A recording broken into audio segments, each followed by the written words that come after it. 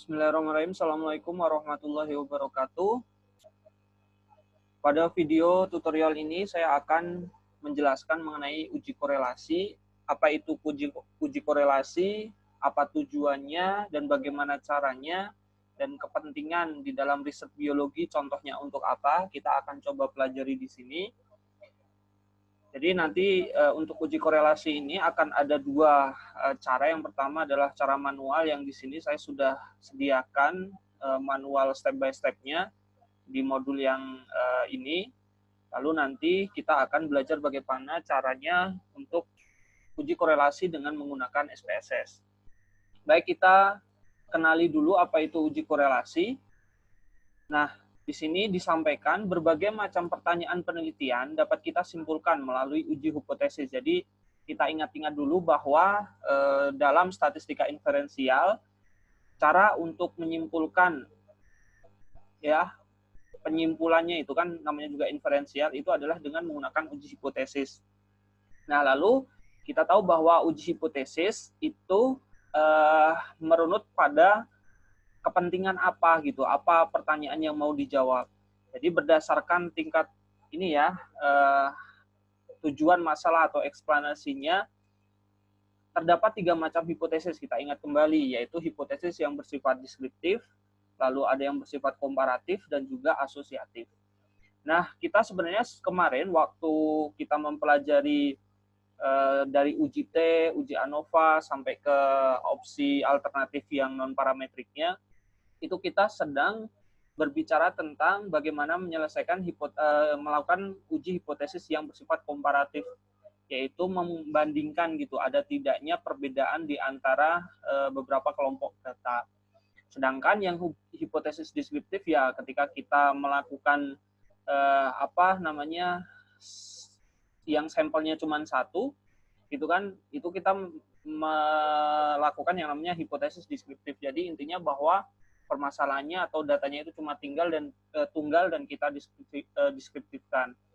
Sedangkan yang terakhir yaitu hipotesis yang bersifat asosiatif. Apa itu asosiatif? Namanya juga asosiatif, yaitu adalah hipotesis ini berkaitan dengan ingin menguji adakah keterkaitan antara satu atau lebih ya dua, tidak hanya satu tentunya, jadi 2 atau lebih variabel gitu. Nah, jadi untuk mulai dari uji korelasi dan mungkin nanti kita akan mempelajari beberapa uji untuk hipotesis asosiatif. Itu mungkin ada korelasi, ada regresi, dan nanti mungkin ada analisis faktor. Nah, kali ini kita akan mempelajari dulu yang pertama, yaitu uji korelasi. Opsi yang bisa kita lakukan untuk mengetahui hubungan asosiatif di antara variabel-variabel yang kita teliti. Nah, pada banyak jenis penelitian ya, itu seringkali peneliti itu ingin mencari tahu hubungan di antara satu variabel dengan variabel yang lainnya. Sebagai contoh di sini ya, pada penelitian ekologi terestrial, ya seringkali kan kita tentunya tidak hanya mengukur biotanya saja gitu. Biasanya kan kita mengukur jumlah spesiesnya, jumlah kelimpahan tiap jenisnya, lalu nanti kita masukkan ke indexing gitu kan. Selain itu, kita juga mengukur kan variabel lingkungan, contohnya yang bersifat fisik seperti intensitas cahaya, kecepatan angin, kelembapan udara, suhu, lalu kecepatan angin dan sebagainya. Dan juga seringkali juga yang bersifat kemis atau kimia, yaitu seperti pH tanah, kandungan fosfat, nitrat.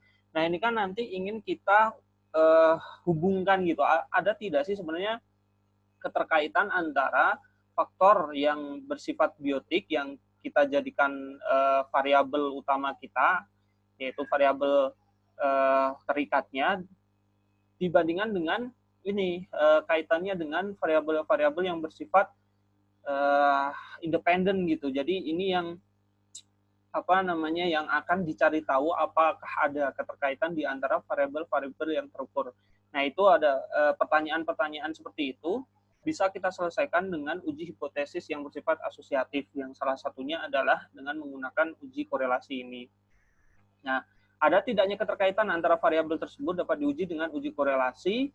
Lalu maksudnya di sini ya, kita dapat menyimpulkan ada tidaknya hubungan, ya. Kita bisa menyimpulkan ada tidaknya hubungan dari dua variabel dengan melihat ada tidaknya kesamaan tren dari kedua variabel tersebut. Maksudnya dengan uji ini kita bisa memeriksa nih apakah pada suatu nilai ya variabel itu terjadi peningkatan diikuti oleh peningkatan variabel lainnya, ataukah di yang satu naik, yang satu turun, ataukah tidak ada hubungan sama sekali gitu. Nah, sebagai contoh seperti ini, kita ingin memeriksa apakah ada keterkaitan antara komunitas, atau ini kebetulan karena penelitian saya arthropoda ya.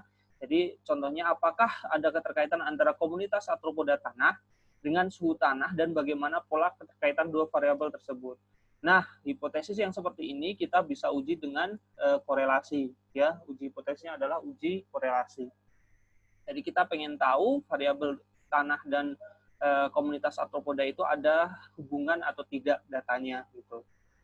Nah, tetapi di sini harus ada catatan yang perlu digarisbawahi ya teman-teman, bahwa catatan penting yang harus dipahami dari penggunaan uji ini adalah di sini, bahwa variabel yang saling berkorelasi itu belum tentu menunjukkan adanya hubungan sebab akibat ya.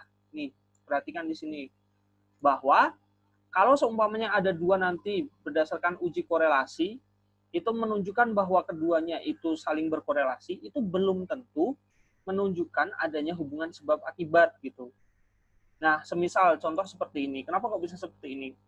Semisal dalam sebuah uji korelasi, hubungannya adalah bertolak belakang. Ya, maksudnya ada korelasi tetapi bertolak belakang antara komunitas arthropoda tanah dengan kecepatan angin. Meskipun kedua hasilnya variabel ini berkorelasi, akan tetapi tidak dapat serta-merta menyimpulkan bahwa menurunnya keanekaragaman arthropoda disebabkan oleh meningkatnya kecepatan angin, gitu loh maksudnya. Jadi bisa saja kan secara kebetulan mereka berkorelasi, ya tidak ada scientific reason-nya gitu.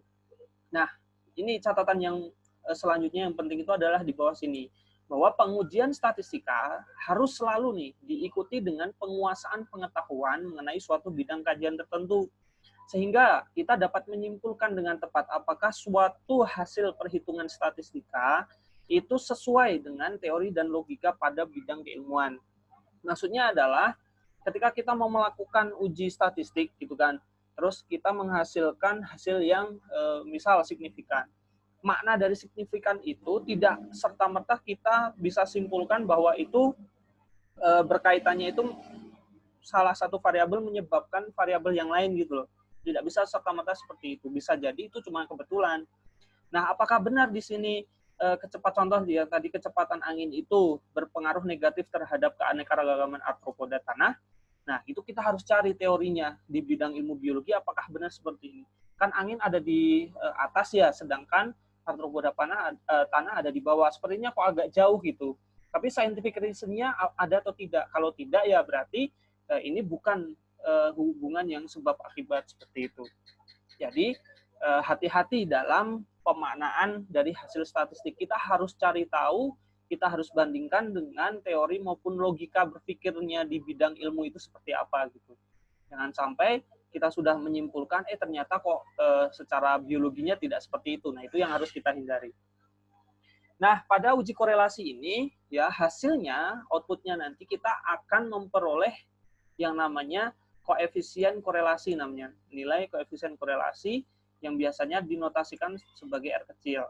Nah, R inilah yang nantinya akan menjadi cerminan hubungan antara variabel satu dan variabel lainnya yang diuji.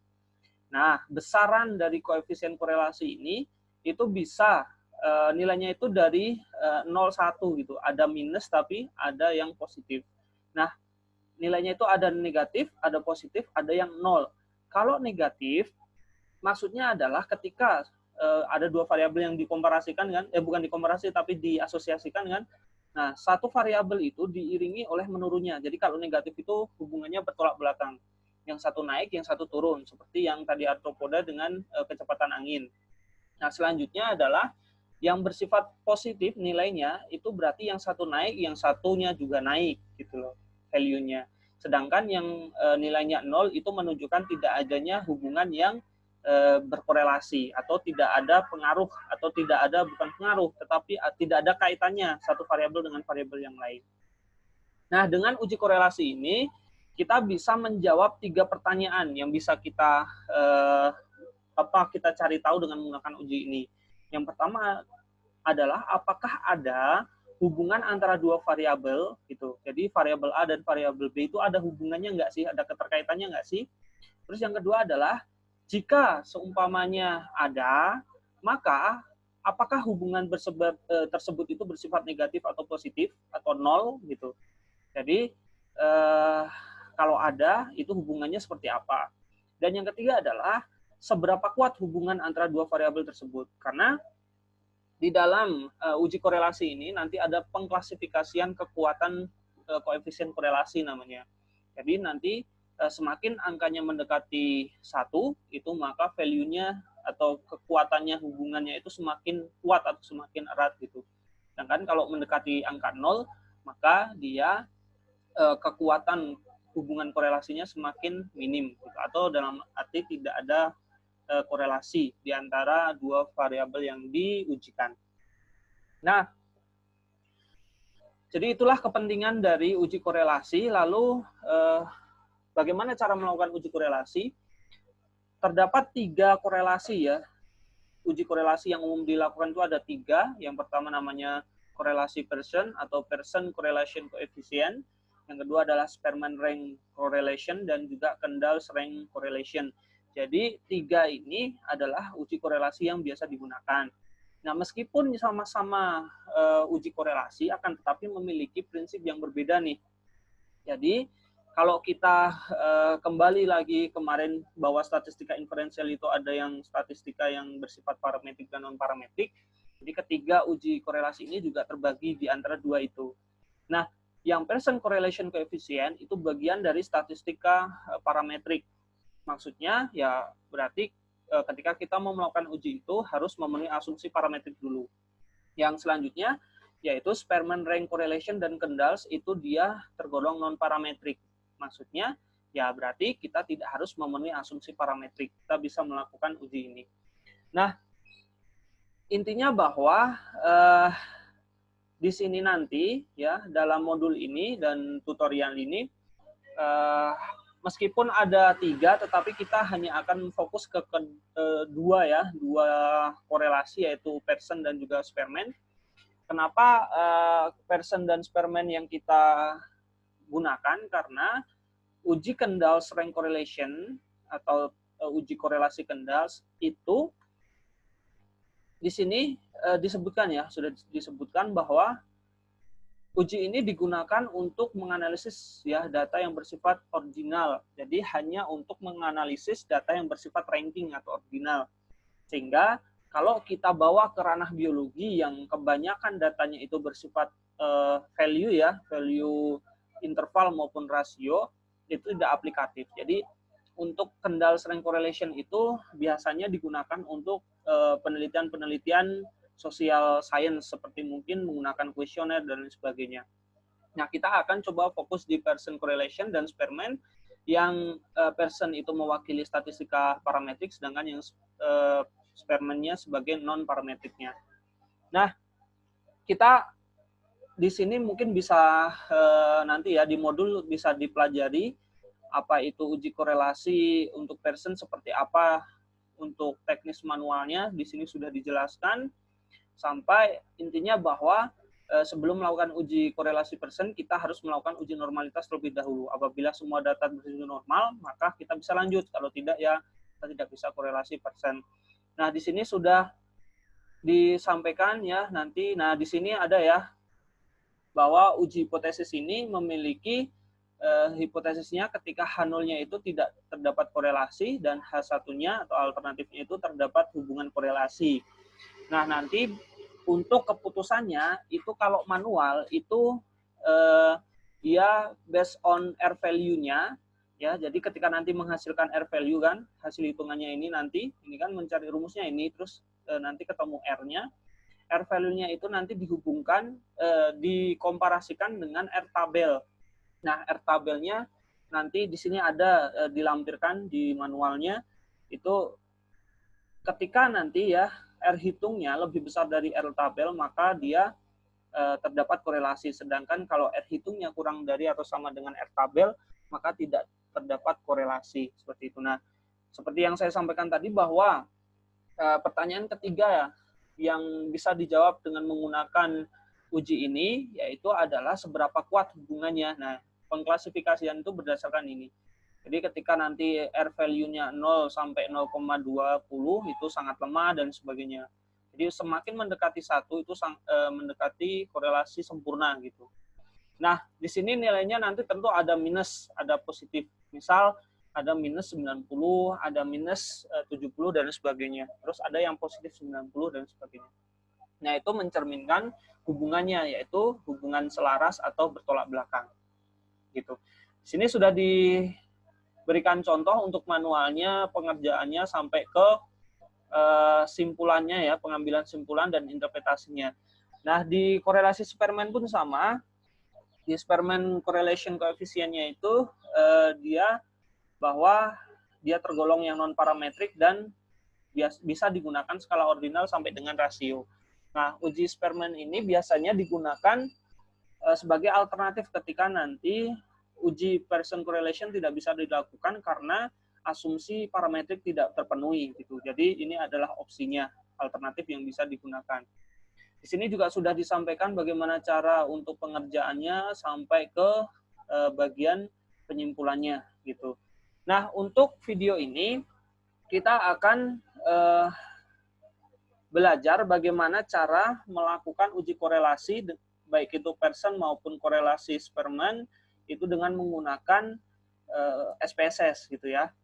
Jadi saya sudah siapkan untuk datanya sebagai contoh seperti ini. Nah, misal ini penelitian saya, misal ya, di suatu gua seperti ini ya, di suatu gua saya merekam keanekaragaman arthropod gitu ya. Jadi permasalahannya adalah keanekaragaman arthropoda di sini. Jadi arthropodanya, arthropoda tanah ya. Itu. Nah, di sini setelah ketemu kan biasanya kita rekam dulu spesiesnya jumlahnya berapa, lalu individu tiap spesiesnya itu berapa jumlah individunya gitu kan, sehingga kita bisa memasukkannya ke dalam indexing. Biasanya kalau di ekologi ya bisa menggunakan indeks keanekaragaman, indeks ini ya, kemerataan, indeks dominansi dan sebagainya. Itu tergantung teman-teman mau permasalahannya itu mau dibawa pembahasannya ke arah mana. Nah, di sini kebetulan saya memasukkannya adalah ke indeks keanekaragaman. Ini adalah value dari indeks keanekaragamannya, yaitu di komunitas A, komunitas B, C, sampai ke komunitas I. Berarti ada 9 ya. Nah, seperti ini. Nah, selain saya mengukur kondisi biotiknya atau mengamati arthropodanya, saya juga mengukur suhu tanah. Karena kalau di ekologi itu kan setiap yang hidup tidak bisa lah terlepas dari yang mati gitu kan. Jadi faktor abiotiknya saya ukur juga. Di sini meliputi contohnya ada suhu tanah, kelembapan tanah, pH, C organik. Nah, di sini terdiri dari 2 ya. Di sini kimianya, di sini fisiknya, terus di sini ada chemicalnya. Ada pH, C organik, N total dan P total. Nah, di sini saya kasih satu intensitas cahaya karena memang saya penelitian di gua dan salah satu yang sangat berbeda di antara komunitas ini itu adalah intensitas cahaya sebagai pembanding di antara faktor-faktor tanah gitu. Nah, pertanyaannya adalah saya pengen tahu nih apakah hasil dari keanekaragaman ini, indeks keanekaragaman ini itu memiliki kaitan atau hubungan tidak secara korelasi dengan suhu tanah, kelembapan tanah, pH dan sebagainya ini. Gitu. Biasanya kan seperti itu. Jadi hubungan ini terhadap ini itu seperti apa gitu kan. Nah, itulah tujuan atau kepentingan dari uji korelasi. Nah, seperti itu ya maksudnya. Jadi ini sebagai gambaran kalau rekan-rekan penelitian ekologi gitu seperti ini gitu. Meskipun ini tidak terbatas untuk penelitian skala ekologi gitu. Jadi semua bisa. Jadi asalkan kalian memiliki 2 variabel atau lebih, kalian bisa melakukan uji korelasi gitu. Misalkan juga contoh, apakah keanekaragaman di sini kan biasanya ya keanekaragaman biasanya kalau dengan dominansi ya, indeks keanekaragaman dan dominansi itu kan biasanya dihitung bersamaan gitu, indeks keanekaragaman, dominansi, dan kemerataan, dan biasanya juga richness. Nah, kalian juga bahkan juga bisa, apakah antara keanekaragaman, dominasi, richness, dan juga kemerataan itu ada keterkaitan tidak gitu, hubungan tidak secara korelasi, itu juga bisa gitu. Dan bahkan secara hitungan biasa pun bisa mungkin kalian mengamati spesies A dan spesies B gitu. Nah, populasinya itu ketemu nih, populasi dari spesies A itu berapa ulangannya gitu kan. Terus spesies B berapa. Adakah keterkaitan di antara dua spesies tersebut gitu. Nah, itu juga bisa dihubungkan dengan uji korelasi. Baik, langsung saja kita melakukan uji korelasinya dengan SPSS. Nah, uji korelasi ini cukup simpel, tetapi harus diperhatikan karena kalau salah dalam penggunaannya dan interpretasinya nanti bisa kacau gitu dalam pembahasannya gitu. Nah, caranya adalah di sini ya, value ini itu kita copy langsung ke SPSS gitu. Perhatikan ya, di sini biasanya SPSS itu dia base komanya itu menggunakan titik. Sedangkan kalau Excel itu ada yang menggunakan koma, ada yang menggunakan titik. Jadi kalau seumpamanya di Excel-nya itu masih koma, itu nanti tolong diganti titik dulu. Jadi misal 2,10 itu nanti diganti 2,10 gitu maksudnya. Agar nanti bisa di-copy secara langsung ke SPSS-nya. Nah, seperti ini. Saya langsung copy aja ke sini. Nah, gini ya. Nah, kalau seperti ini kan kita masih bingung nih tadi variabel apa, maka kita langsung ke ini ya, kita atur dulu penamaannya di variabel view. Jadi, tadi apa saja? Yang pertama itu adalah diversitas. Terus yang kedua suhu, kelembapan, pH, C organik. Kalau di name di sini tidak boleh ada spasi ya. Jadi kalau ada spasi nanti di garis bawah gitu aja, di underscore gitu. Terus ada N total, P total, dan juga intensitas. Nah, di sini desimalnya di situ ada 2 ya. Ada beberapa yang dua di belakang koma, jadi kita biarkan labelnya. Sini sama saja nggak apa-apa. Intensitas, suhu udara. Nah, kalau di sini pakai spasi baru boleh. Kelembapan udara, pH tanah, C organik, total, P total, intensitas. Nah, yang perlu diperhatikan lagi adalah kita perbesar lagi, kita di sininya harus scale semua karena ini kan data berskala rasio ya.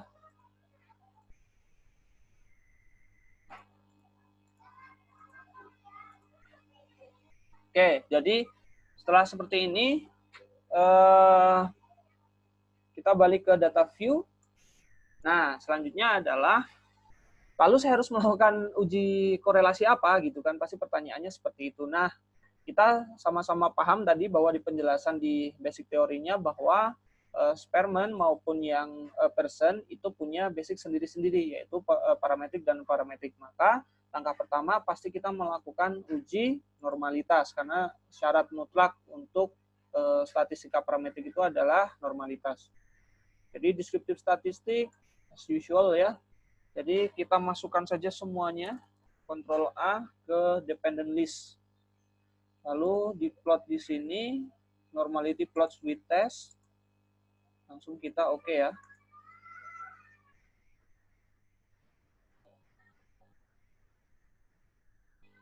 Oke, kita tunggu. Nah, di situ sudah muncul untuk outputnya. Kita fokus ke test of normality-nya. Kalau kita lihat bahwa value-nya diversitas di atas 0,05 berarti dia normal ya, di atas 0,05 semua di sini. Kalau di sini ada satu yang di bawah 0,05 yaitu intensitas cahaya, maka ada satu data yang tidak bisa kita gunakan ke Pearson correlation karena ini datanya data yang tidak berdistribusi normal gitu.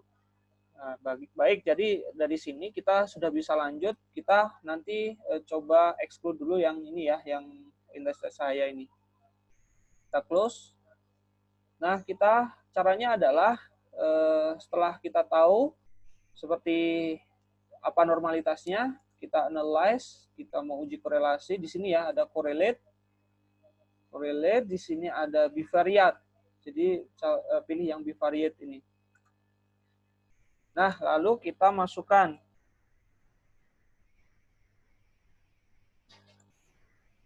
Nah, di sini kita exclude ya, karena ini tidak bisa nih. Tidak bisa kita gunakan untuk uji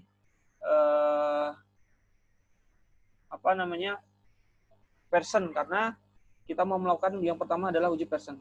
Tapi kita coba saja ya, kita include-kan saja, nanti kita lihat hasilnya seperti apa, dan kita nanti bandingkan dengan yang Spearman, gitu, biar tahu. Jadi sebenarnya konsep dasarnya ini seperti ini teman-teman.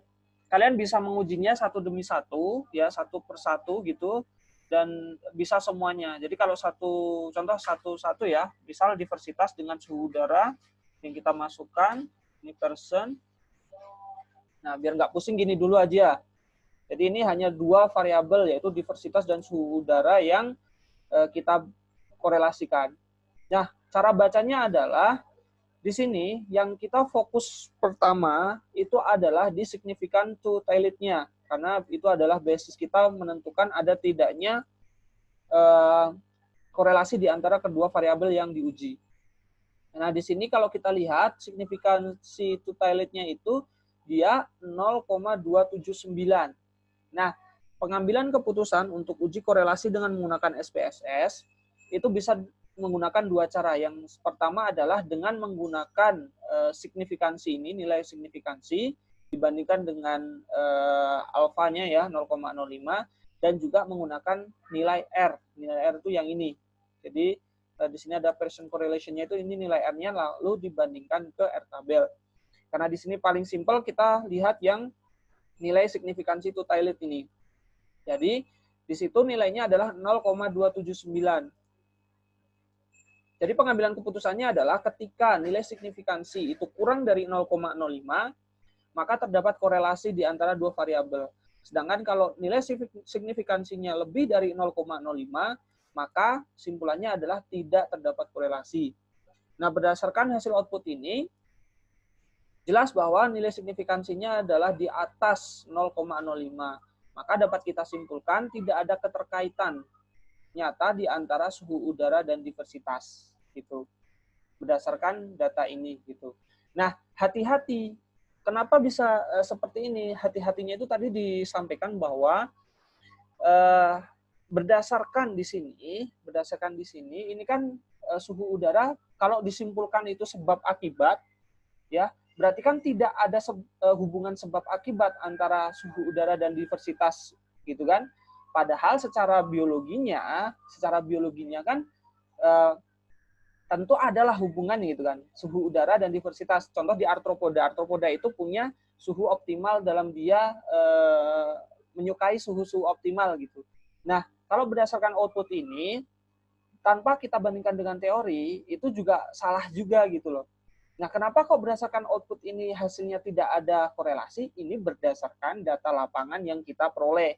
Sedangkan data lapangan yang kita peroleh itu jumlahnya mungkin ulangannya terlalu sedikit, cakupannya terlalu sempit gitu loh. Sedangkan teori itu kan diambil dari berbagai percobaan di belahan dunia manapun dengan ulangan dan tingkat ketelitian yang jauh lebih tinggi gitu. Sehingga sebenarnya suhu udara belum tentu tidak memiliki hubungan sebab akibat terhadap diversitas gitu. Maksudnya seperti itu. Jadi kita harus kembalikan lagi concern ke sana gitu. Karena yang dimasukkan ke sini hanyalah data yang kita miliki gitu, dan data yang kita miliki itu punya batas gitu. Nah, ini ya berdasarkan ini suhu udara ternyata berdasarkan data yang kita miliki tadi, yang saya miliki tadi, itu ternyata tidak adalah suhu udara itu tidak terlalu berkaitan dengan diversitas gitu. Nah, kita akan coba dengan variabel-variabel yang lain. Ini kita close saja. Nah, coba kita masukkan lebih banyak lagi ya. Nah, ini kan baru 2, kita coba masukkan semuanya. Tetap kita menggunakan persen. Kita masih include-kan intensitas cahaya agar nanti kita bisa bandingkan ya. Ini. Nah, di sini outputnya secara keseluruhan, itu bagaimana cara bacanya ya, tinggal ke arah rows-nya ya, ke arah kanan, dan juga column-nya gitu. Jadi ini column diversitas suhu ini dibandingkan dengan sini. Karena concern kita adalah ingin mencari tahu ada tidaknya keterkaitan ya abiotiknya. Abiotiknya itu adalah suhu udara sampai intensitas cahaya terhadap diversitas, maka kita fokus ke yang rows diversitas ini, ke arah kanan. Nah, kalau kita lihat tadi ya, kita sudah mengukur tadi sebagai contoh itu adalah suhu udara terhadap diversitas, itu ternyata tidak berkorelasi. Karena nilai signifikansinya lebih besar dari 0,05. Kalau kita lihat kelembapan udara ternyata signifikansinya di sini, nilai Taylor signifikansinya itu kurang dari 0,05. Nah, ini baru kita bisa bilang bahwa kelembapan udara itu punya korelasi dengan diversitas. Gitu. Dan kalau kita lihat di sini kita maknai ada tanda petik di atas ya, bintang 1 itu di sini ada. Kalau bintang 1 itu correlation is significant at the ini 0.05 ya. Jadi nilai signifikansinya itu dia signifikan pada 0,05 gitu. Kalau bintang 1. Kalau seumpamanya nanti dijumpai bintang 2 seperti contoh yang di sini ya, antara N total dengan C total, C organik, itu ternyata ada bintang 2. Nah, ini signifikansinya itu sangat ya signifikan. Karena dia ada di signifikan 0,01. Jadi ini hubungannya sangat kuat sekali gitu. Nah, kalau kita lihat diversitas dengan kelembapan udara, dia berkorelasi kuat ya kan? Ya kan, signifikan di sini 0,05 itu nilainya adalah di sini ada minusnya. Minus itu berarti tadi ya maknanya R value-nya minus itu berlawanan, yang satu naik, yang satu turun. Jadi ketika nilai diversitasnya itu naik, maka kelembapannya kecenderungan turun. Sedangkan ketika kelembapan udaranya naik, ya diversitasnya turun. Nah, karena kita tidak bisa menyampaikan atau menyimpulkan ini serta-merta sebagai hubungan sebab akibat, jadi kita tidak bisa langsung menjustifikasi bahwa menurunnya diversitas itu karena disebabkan meningkatnya kelembapan udara, bukan seperti itu gitu loh. Jadi pemaknaannya bukan seperti itu, tetapi di antara kedua ini dia memiliki hubungan kecenderungan data yang dimiliki itu ketika kelembapan udaranya tinggi, diversitasnya justru menurun gitu. Nah, kita cari tahu baru nanti kita bawa ke konteks teori biologinya gitu. Apakah benar ketika kelembapan di sini kelembapan udara ya, tadi harusnya kelembapan tanah. Kalau kelembapan tanahnya itu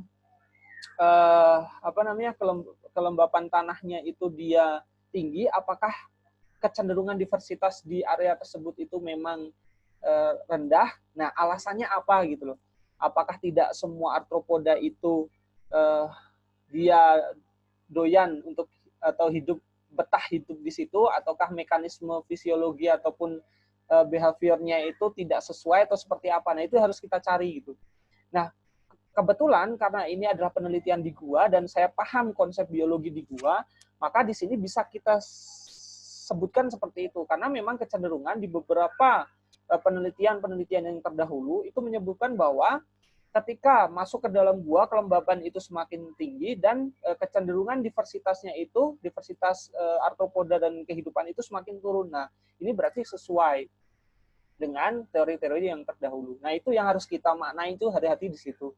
Karena belum tentu bermakna itu tadi sebab akibat.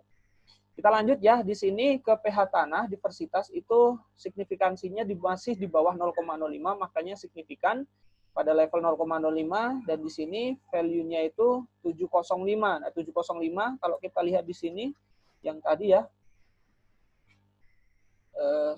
di atas tadi. Nah, di sini ya, dia kuat, bukan sangat kuat tapi kuat gitu kan. Kalau di atas 90 baru sangat kuat.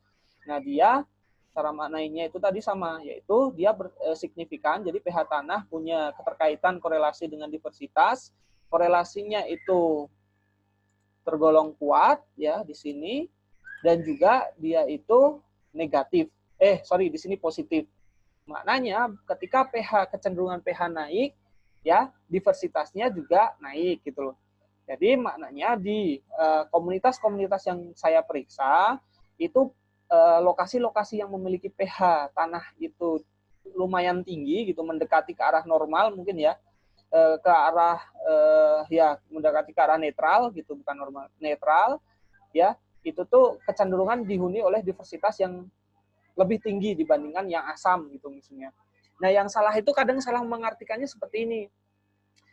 Maksudnya semakin tinggi pH tanah, maka diversitasnya semakin tinggi. Sampai sejauh apa? Kan tidak mungkin juga ketika melebihi, contoh nih, pH tanahnya itu kan contoh dari range-nya itu kan kalau pH dari asam netral sampai ke basa. Apa benar kalau seumpamanya semakin basah gitu kan, semakin basah itu diversitasnya semakin tinggi? Kan enggak juga gitu.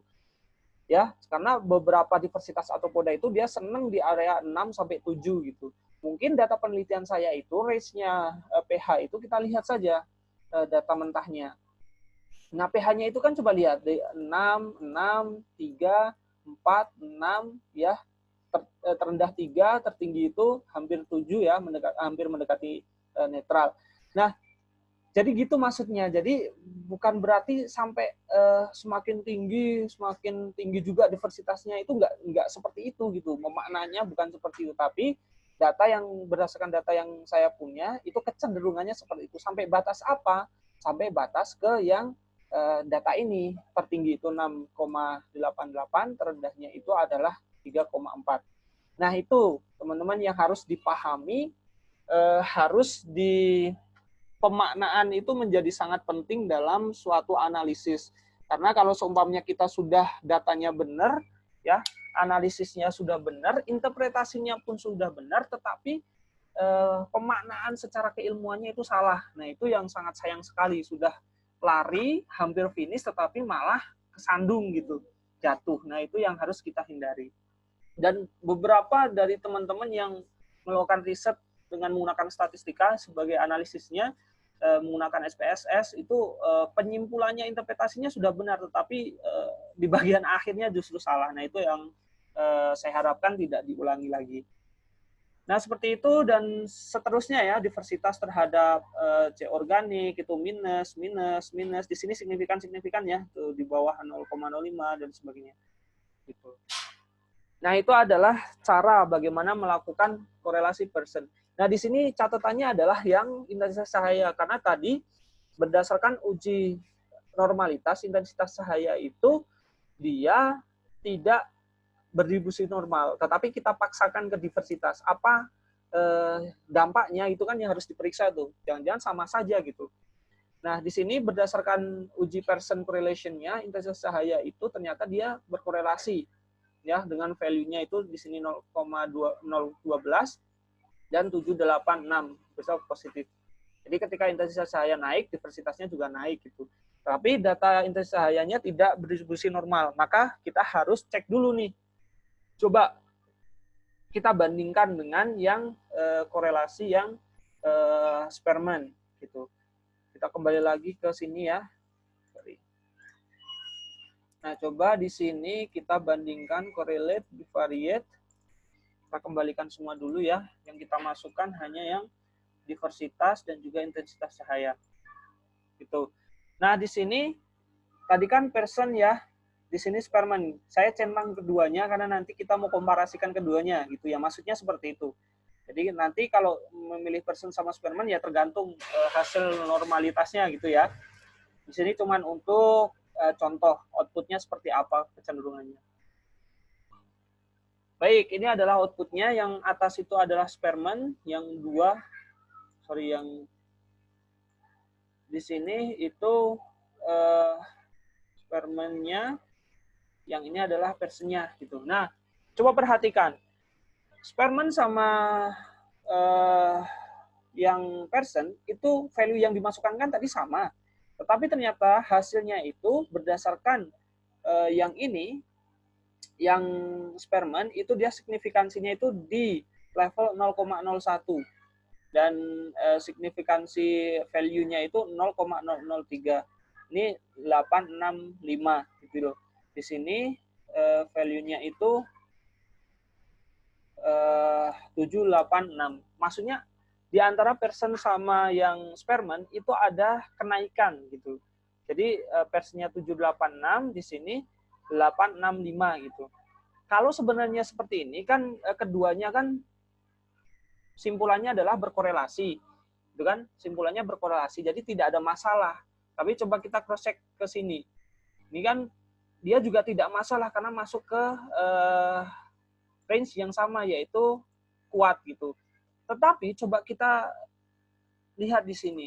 Di sini 865, di sini 786. Jadi hampir satu, poinnya itu hampir 0,1 perbedaannya. Bayangkan kalau seumpamanya nanti, ini kebetulan aja tidak bermakna secara eksperimen sama parametrik sama non parametrik, tapi bayangkan nanti kalau seumpamanya value-nya itu yang satu itu 786, yang satunya itu adalah ternyata value-nya itu 600 gini, 600 sekian gitu. Maksudnya dia berbeda kategori gitu. Yang satunya bilang kuat, yang satunya cukup kuat. Nah, itu akan menjadi kebimbangan tersendiri di antara kita gitu. Jadi kita harus memutuskannya seperti apa. Nah, itu adalah pentingnya kita melakukan uji dengan pengujian yang tepat gitu. Jadi pemilihannya sesuai aturan gitu. Jadi kalau seumpamanya data tidak normal ya jangan paksakan untuk masuk ke parametrik, tetapi gunakanlah yang non parametrik gitu. Nah, mungkin ini kasus ini tidak berbeda ya, tetapi coba saya punya satu contoh kasus data yang bisa menjelaskan lebih soal ini. Kita coba close. Nah, kita coba new tab ya. Ini jendela baru. Lalu di sini contoh misal ada data yang lain nih. Ini masih sama posisinya. Yang berbeda itu cuman di hasil dari indeks keanekaragamannya ini. Sedangkan yang ini semuanya sama gitu. Nah, coba kita lihat ya yang di sini. Yang mau saya masukkan cuma 2 di sini sebagai contoh saja.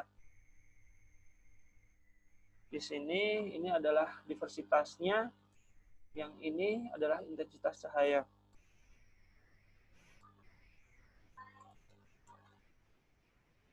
Oke, jadi di sini diversitas, intensitas. Ya, diversitas, intensitas cahaya. Ininya scale, ininya scale. Kita balik lagi ke sini. Nah, ini yang saya bedakan itu yang sebenarnya data yang pertama tadi, yang ini dengan data yang ini itu yang berbeda itu cuman value indeks keanekaragaman, teman-teman. Di sini saya gunakan indeks keanekaragaman yang berbeda itu agar kalian nanti bisa paham bahwa kesalahan dalam penggunaan statistika parametrik dan non parametrik itu bisa menyebabkan kesalahan dalam penyimpulan. Jadi data hasil dari simpulannya itu bisa kabur, bisa tidak tepat gitu. Nah, itu yang harus kita hindari. Di sini coba kita jelaskan. Coba ya, 2 data ini kita analyze dulu untuk uji normalitasnya. Seperti biasa ya. Nah, di sini sudah muncul. Nah, berdasarkan uji normalitas itu diversitasnya itu diversitas yang kedua ini ternyata dia tidak normal karena di bawah 0,05. Di sini intensitas cahayanya tetap nggak normal karena tadi juga 0,04 gitu. Tidak ada perubahan. Jadi berdasarkan data ini kita tidak bisa lanjut ke statistika parametrik. Maksudnya kita tidak bisa melakukan uji korelasi person kalau dalam hal ini ya. Coba kita paksakan gitu. Coba kita paksakan dan kita bandingkan dengan yang seharusnya gitu. Kita ke korelasi ya, masukkan keduanya. Nah, harusnya kan setelah kita tahu tadi tidak normal kan kita langsung klik ke spermen ini hilangkan kan itu. Tapi coba kita bandingkan saja gitu. Untuk mengetahui kecenderungan di sini to toilet dan oke. Nah, ini langsung ketemu yang atas itu adalah person, yang bawah itu adalah yang Spearman. Nah, perbedaannya coba lihat. Kalau berdasarkan korelasi Pearson, ya, keduanya itu tidak berkorelasi. Tidak ada hubungan korelasi di antara dua variabel intensitas cahaya dan diversitas. Kenapa? Karena nilai signifikansinya itu di atas 0,05, di sini 0,200. Itu ya. Maka tidak ada hubungan. Sedangkan dengan uji yang sebenarnya yang harus kita pilih sebenarnya dengan kondisi datanya itu Spearman itu bilang bahwa di sini signifikansinya 0,004 ini versi saya gitu. Dan di sini bahkan masuk ke kategori yang kuat gitu. R signifikansinya itu, R value-nya itu.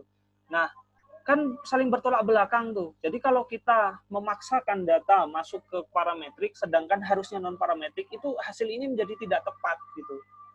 Dan ini ya yang harus kita hindari, kita harus pahami bahwa kita harus memenuhi asumsi sebelum kita melakukan uji. Jadi kalau seumpamanya ada asumsi-asumsi yang tidak dipenuhi, ya jangan pasakkan untuk uji itu gitu. Kita harus mulai memahami untuk bagian hal-hal terkecil seperti ini gitu ya. Ini sebagai contoh. Jadi sebenarnya untuk korelasi Pearson dan juga korelasi Spearman itu sebenarnya bukan hal yang tidak berkaitan. Keduanya itu sebenarnya hal yang berkaitan. Di sini kenapa namanya itu adalah Spearman rank correlation coefficient kan tadi, yang di sini Pearson correlation coefficient. Jadi sebenarnya ada kata rank itu sebenarnya Spearman itu adalah ini ya, rank ya, analisisnya itu berdasarkan ranking. Jadi kaitannya itu adalah sebenarnya di sini uji rank Spearman ini adalah uji dari person yang dirankingkan gitu. Sebenarnya seperti itu. Gampangannya ya seperti inilah. Untuk mempermudah saya sudah siapkan datanya. Jadi seperti ini kan datanya ini nih, ini tuh ini nih. Ini cuman dijadikan koma saja karena memang ini tuh Excel saya itu automaticnya itu dia defaultnya itu komanya tetap koma bukan titik gitu. Jadi ini yang titik saya ganti koma di sini. Nah, karena gini, kalau kita uji korelasi tadi Spearman ya, Spearman itu kan hasilnya yang ini. Yang tadi ya, yang apa namanya, yang signifikan itu tadi. Kita coba rankingkan dan kita uji korelasi gitu ya. Coba. Nah, di sini caranya itu adalah sama dengan rank. Pilih ranknya yang rank average ini. Lalu kita pilih value-nya itu dimulai dari sini, gitu kan.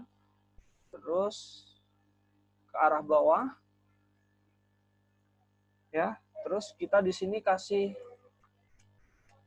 ini ya, simbol dolar ya di hurufnya itu. Sorry, ini di sini seperti itu. Terus di bagian akhirnya itu kasih kita 0. 0 itu adalah maksudnya descending, kita mau merankingkannya secara descending, sedangkan yang satu itu ascending. Di dalam hal ini kita mau merankingkannya descending modelnya. Jadi pilih 0, tutup. Nah, di situ baru kita ke bawah. Nah, di situ maksudnya apa ini? Jadi value tertinggi itu adalah ranking pertama. Nah, di sini nilai 2,51 itu dia value tertinggi ranking pertama, dia dapat ranking pertama gitu loh. Yang 1,38 itu ranking kedua dan lain sebagainya sampai terkecil itu yang 9 nih, 0,84 gitu. Itu maksudnya gitu. Nah, kita yang data kedua sama di situ mulai dari sini ya. Ke bawah kita kasih dolar dulu. Simbol ini ya. Kasih. Ini maksudnya rank average itu adalah rank rata. Jadi kalau ada value yang sama, itu yang diambil adalah yang rata. Cuman di sini kebetulan value-nya itu beda semua, jadi tidak ada ranking yang sama gitu. Nah, jadi di sini rank tertinggi 230 itu nomor 1, 150 itu yang kedua dan sebagainya. Nah, kita coba masukkan ke SPSS. Jadi yang ini ya. Ini kan tadi ini yang sebenarnya, value yang sebenarnya kan ini. ini ya, yang ini itu kan value yang sebenarnya diversitas dan juga intensitas cahaya. Selanjutnya yang ini kita juga kopikan ke SPSS. Sini ya. Nah, kita coba di variable view-nya itu di sini rank, kita kasih ya, rank diversitas. Di sini rank intensitas. Di sini kasih aja rank diversitas, rank intensitas. Scale gitu ya.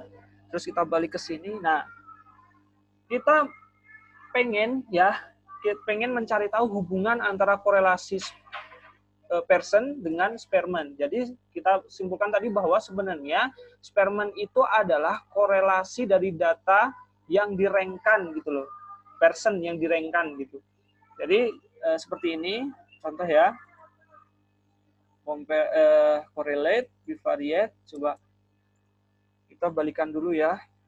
Sini.